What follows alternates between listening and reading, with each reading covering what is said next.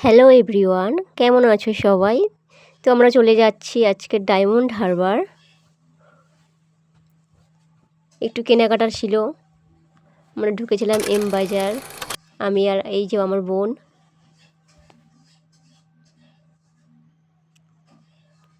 দুজনের কিছু সুন্দর মুহূর্ত শপিং করার সময়। তো তারপর আমাদের খুব খিদে পেয়ে গিয়েছিল কেনাকাটা করতে করতে। তারপর আমরা দুজনে একটু চাউমিন খেতে ঢুকেছিলাম।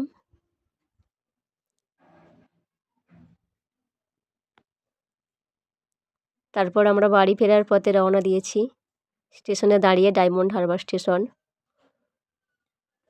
এই যে সব দোকান, পিছনে সেলিমের ঝালমুড়ি, বিখ্যাত মশলা মুড়ি সেলিমের।